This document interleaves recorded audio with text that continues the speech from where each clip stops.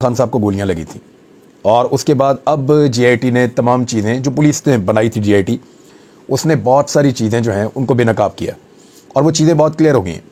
इनमें जो एक नुक्ता है वो सबसे ज़्यादा अहम है। अगर आप जानना चाहते हैं कि इमरान खान पर गोलियां किसने चलाई और किस तरीके से वो इस सारे ऑपरेशन को लीड कर रहा था और किस तरीके से ये सारा गेम चल रहा था, तो आपको एक मोबाइल फ़ोन चाहिए और वो मोबाइल फ़ोन है डीपीओ गुजरात का।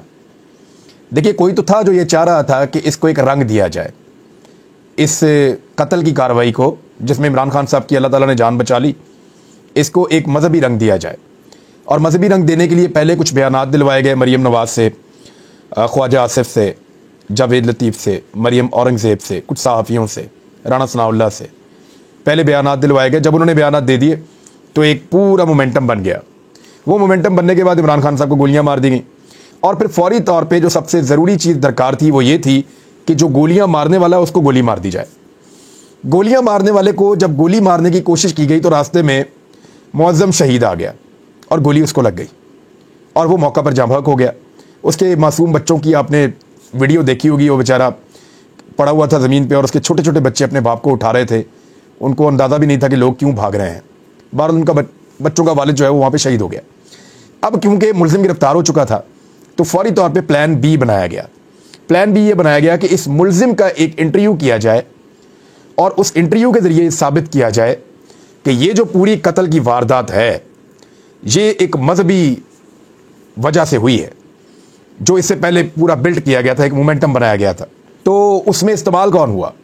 उसमें जो इस्तेमाल हुआ वो डीपीओ गुजरात, क्योंकि अब तक की जो तहकीकात है उनके मुताबिक जो एसएचओ ने बयान दिया है वो भी यही कह रहा है कि डीपीओ गुजरात ने अपना मोबाइल फ़ोन एसएचओ को दिया और एसएचओ ने डीपीओ के मोबाइल फ़ोन से ये वीडियो रिकॉर्डिंग की और बाकायदा उसको सवालात बताए गए कि ये वाली चीज़ें पूछनी है, इस तरीके से पूछनी है और ये सवालात इसके सामने रखने हैं और ये मतलूबा मवाद है जो हमें चाहिए।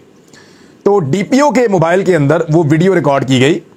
मेरी इतला के मुताबिक डीपीओ की उसका जो मोबाइल था उसमें ये वीडियो एक मरतबा रिकॉर्ड नहीं हुई, उसमें ये वीडियो 2-3 मरतबा रिकॉर्ड हुई है और जब तक के मतलूबा वीडियो मैसर नहीं आ गई, वो पूरा हिस्सा मिल नहीं गया जो काम का था, तब तक वो वीडियो रिकॉर्ड की गई है। जब डीपीओ के मोबाइल में ये वीडियो रिकॉर्ड हुई तो ये रिकॉर्ड किसी और के पास था ही नहीं, डीपीओ के पास वापस पहुंच गया। वहां से डीपीओ ने ये वीडियो किसी को भेजी। अब वो कौन था जिसको डीपीओ ने ये वीडियो भेजी? और उसने ये वीडियो फिर चंद सहाफ़ियों को भेजी फौरी तौर पे 6:01 पे, 2 मिनट पे, 3 मिनट पे। ये वीडियोस 1-1 मिनट के वक्फे से मुख्तलिफ सहाफ़ियों ने ट्विटर के ऊपर अपलोड कर दी और उसके फ़ौरन बाद पाकिस्तान टेलीविज़न ने, समा ने, जियो टीवी ने, जो पहले से लगता है तैयार बैठे थे, उन्होंने इस वीडियो को अपलोड करना शुरू कर दिया। अब ये सारी कहानी जाती है डीपीओ गुजरात के पास। डीपीओ गुजरात से वो मोबाइल फ़ोन लेकर अगर उसका फोरेंसिक किया जाता तो फ़ौरन पता चलता कि डीपीओ गुजरात उससे पहले किससे राब्ते में थे और उन्होंने अपने मोबाइल से जब ये वीडियो बनाई तो ये वीडियो उन्होंने किसको भेजी। फिर जिसको भेजी उससे इंक्वायरी की जाती, फिर वो बताते कि जनाब अपना मोबाइल देते, पता चलता कि उन्होंने किसको भेजी। तो इस तरह ये सारा पोल खुल जाता कि एक्चुअली इस गेम के पीछे असल आदमी कौन है और असल साजिश किसने की है। इमरान खान साहब ने तो एक मेजर जनरल का नाम लिया और एक वज़ीर दाखिला का और एक वज़ीर आज़म का लिया, तो वो इमरान खान साहब की अपनी इंफॉर्मेशन है। लेकिन अगर ये चेन चलती ना, डीपीओ ने शामिल तफ्तीश होने से इनकार कर दिया, आप अंदाजा करें कि गवर्नमेंट ऑफ पंजाब कुछ नहीं बिगाड़ सकी एक डीपीओ का जिसने शामिल तफ्तीश होने से इनकार कर दिया। तो मैं नहीं आ रहा तफ्तीश में, ये फवाद चौधरी ने बताया, जो होता है कर लो, नहीं आ रहा तफ्तीश में। भाई इतना तगड़ा तो एक डीपीओ नहीं होता जब तक कि उसके ऊपर बहुत ताकतवर का हाथ ना हो। इतना ताकतवर तो कोई कभी नहीं। मैंने फैसल बाडा को यहां पे डींगे मारते हुए देखा है पाकिस्तान में। जब हाथ होता है ना किसी के ऊपर तो फिर कोई डींगे मार लेता है। मैंने और बहुत सारे लोगों को ऐसे ऐसे उछलते और छलांगे मारते हुए देखा है जिनका दिलेरी से या बहादुरी से दूर तक का कोई ताल्लुक नहीं था, लेकिन मैंने देखा है कि वो किसी के बलबूते पर उछल रहे थे। तो इस तरह वो जो डीपीओ है उसने कहा जी मैं देता ही नहीं, मैं आता ही नहीं, शामिल तफ्तीश नहीं हुआ। वो उन्होंने कहा जी मोबाइल फोन तो दे दें, फोरेंसिक करना था, मोबाइल फोन भी नहीं देता। आईजी पंजाब से राब्ता किया गया, जनाब मोबाइल फोन ले दो था। उसके मोबाइल फोन में पता चलता है कि इमरान खान का कातिल कौन है, वो कौन था जो वीडियो बनाने के लिए दबाव डाल रहा था। आईजी ने कहा जी मैं नहीं ले सकता और आईजी उसको शामिल तफ्तीश भी नहीं करवा पाया। अब आपको कहानी पूरी समझ आ रही है कि कौन और कितनी ताकतवर जगह से कंट्रोल कर रहा था कि आईजी के भी पर जलते थे वहां पे। अब अगली बात पे आ जाए। इसके बाद ये जो बयान था इसको नाकाफी समझा गया। फरमाइश आई कि एक और ज़रा डिटेल तफसील के साथ एक और बयान निकाल जाए, ये जो नवीद नमी मुल्ज़िम है इसका एक और बयान निकालें। तो वो उस वक्त CTD की कस्टडी में चला गया था, काउंटर टेररिज्म डिपार्टमेंट उसकी कस्टडी में चला गया था। वहां पे उसकी दूसरी वीडियो IG के मना करने के बावजूद, वजीर आला के मना करने के बावजूद, कोई इतना ताकतवर था जो वजीर आला से और IG से भी तगड़ा था, दोबारा वीडियो निकल गई। अब वो जो दोबारा वीडियो रिकॉर्ड हुई उसके लिए फिर ये GIT वालों ने राब्ता किया कि जनाब हमें कोई CCTV फुटेज आपके दफ्तर में सारी लगी हुई है, ये ज़रा CCTV फुटेज हमें फ्राहम कर दें ताकि हम देख के पता कर दें कि कौन कौन साहिबान वहां पे आए थे और किसने ये रिकॉर्डिंग की थी इस मुल्जिम की, ताकि हम अपनी तफ्तीश को आगे बढ़ाएं। तो CTD ने कहा कि दौड़ जाओ, कोई नहीं है। CTD ने वहां पे जो CCTV फुटेज है वो देने से इनकार कर दिया, सवालों के जवाब भी देने से इनकार कर दिया और तफ्तीश के अंदर ताउन भी फराहम नहीं किया। बल्कि बाद में CTD ने यह किया कि रंग रोगन वाले बुलाए और अपना वो ऑफिस जहां पे उसका इंटरव्यू किया था उसको अच्छी तरह रंग रोगन करके उसका उड़िया बदल दिया कि ना रहेगा बांस और ना बजेगी बांसुरी, लेकिन बांस भी यहीं पे और बांसुरी भी यहीं पे और सारा कुछ बजेगा भी। वक्त आ जाएगा, पब्लिक बताएगी कि वो कौन था जो ये सारा कुछ कर रहा था, क्योंकि इस रीजन के एक बड़े लीडर को मारने की कोशिश की गई है। ये मजाक नहीं है, ये रोज ऐसा नहीं होता कि लोग एक आदमी पे इतना एतबार करें। 70 साल से यहाँ रजीम चेंज हो रहा है पाकिस्तान में, निकले किसी के लिए अवाम इस तरीके से कि वो अपना बोरा बिस्तरा समेट के अपनी डायरी उठा के घर चला गया और पीछे से पूरा पाकिस्तान सड़कों में निकल आया। भुट्टो की दफा नहीं हुआ, बेनजीर की दफा नहीं हुआ, नवाज शरीफ की दफा नहीं हुआ, गिलानी की दफा नहीं हुआ, राजा परवेज अशरफ क्या नहीं हुआ, नवाज शरीफ क्या नहीं हुआ, हमजा शहबाज अभी निकला थोड़े दिन पहले नहीं हुआ, वो किसी की दफा भी नहीं हुआ। ये एक ही आदमी है पाकिस्तान के अंदर, पाकिस्तान की सियासी तारीख के अंदर, ये जो जितनी हमने देखी है 30 40 50 साल की, इसमें एक ही आदमी है जिसके लिए पब्लिक खुद बाहर निकल आई और लोगों ने अगर रोला डाल दिया पूरे पाकिस्तान के अंदर निकला है, हर शहर के अंदर निकला है। तो ऐसे लीडर को कत्ल करने की कोशिश, साजिश, DPO का मोबाइल याद रखिएगा और इस DPO को भी याद रखिएगा। वक्त बदल जाता है, इंसान यहीं पे रहते हैं और ये सारे पुल एक दिन आएगा खुल जाएंगे। और इमरान खान साहब तो छोड़ने वाले हैं नहीं। आदम सवाती की आपने हिम्मत देख ली है ना, वो इमरान खान की वजह से है। तो फिर आप सोचिए कि इमरान खान की अपनी हिम्मत कहां तक होगी। अब आज इमरान खान साहब ने स्टेटमेंट दिया कि मुझे कत्ल करने के बाद जनरल बाजवा पाकिस्तान के अंदर इमरजेंसी लगाना चाहते थे। आपको याद है मैं आपको बार बार कह रहा था कि पाकिस्तान में टेंशन क्रिएट करने की कोशिश की जा रही है, टेंशन क्रिएट, वो एक्चुअली एक्सटेंशन क्रिएट करने की कोशिश की जा रही थी। जनरल बाजवा इक्तदार के साथ चिमटे रहना चाहते थे। जनरल बाजवा कहते हैं ना, मैं पहली दफा एक्सटेंशन लेकर बहुत पछताया था। नहीं, बिल्कुल नहीं पछताए थे। DHA के अंदर बहुत सारी ऐसी जगह हैं हम जानते हैं जिन लोगों ने जश्न मनाए थे, मिठाइयां बांटी थी, लोगों के घरों तक मिठाइयां गई थी, सेलिब्रेशंस हुई थी जनरल बाजवा की एक्सटेंशन के ऊपर, और फिर बड़े लोगों ने बड़ी मौजें की थी उससे पहले भी और उसके बाद भी। तो अब जो है जनरल कमर जावेद बाजवा साहब जो ये कहते हैं कि वो एक्सटेंशन नहीं चाह रहे थे, एक्चुअली वो चाह रहे थे और उनकी बात नहीं मानी गई। वो आखिर तक इस उम्मीद में थे कि इमरान खान साहब कोई नया एडवेंचर कर देंगे और उसका फायदा जनरल बाजवा को हो जाएगा। लेकिन फिर जब इमरान खान साहब ने ऐसा नहीं किया, गोली लगने के बावजूद ऐसा नहीं किया, इमरान खान साहब को जब गोलियां लगी और वो बच गए, तो ये बहुत सारे लोगों के लिए बहुत परेशान कुन बात थी। इमरान खान साहब ने कहा कि कत्ल करवाने के बाद इमरान खान साहब को जनरल बाजवा जो है वो पाकिस्तान में इमरजेंसी लगाने की कोशिश कर रहे थे, या इस बारे में वो सोच रहे थे। ये बड़ा सीरियस एलिगेशन है। जनरल बाजवा के ऊपर डायरेक्टली इमरान खान साहब ने कत्ल का इल्जाम लगा दिया, डायरेक्टली, कि ये आदमी है जो मुझे कत्ल करना चाहता था। वो 3 नाम तो उन्होंने पहले लिए थे, अब ये चौथा नाम उन्होंने शामिल किया। उस वक्त अगर ये नाम इमरान खान साहब लेते तो पाकिस्तान के अंदर करमास मच जाता। हो सकता है उस वक्त इमरान खान साहब को आइडिया ना हो इतना, हो सकता है उसके बाद उनको चीजें क्लियर हुई हो सकता है अब लोगों ने उनको बताया हो कि जनाब हम नहीं, वो कसूरवार है, या हो सकता है कोई ऐसी चीजें सामने आई हो। लेकिन जनरल कमर जावेद बाजवा के ऊपर ये बड़ा संगीन नौयत का इल्जाम है, जिसके ऊपर आज के दिन में इमरान खान साहब एक प्रेस कॉन्फ्रेंस भी करने जा रहे हैं। ये बहुत अहम है और इसको हवा में नहीं फेंका जा सकता। दूसरी जानिब PMLN का तो पट्टा अब बैठ जाएगा, मुझे आइडिया हो गया, जैसे उन्होंने पाकिस्तान की इकॉनमी का बैठा दिया। मिफ्ता इस्माइल फट पड़े हैं और उन्होंने कहा है कि डार साहब अपने अलावा किसी को PMLN के दौरे हुकूमत में वजीर खजाना देख ही नहीं सकते। वो कहते हैं जी मुझे फौरी तौर पर वजीर खजाना बनाए।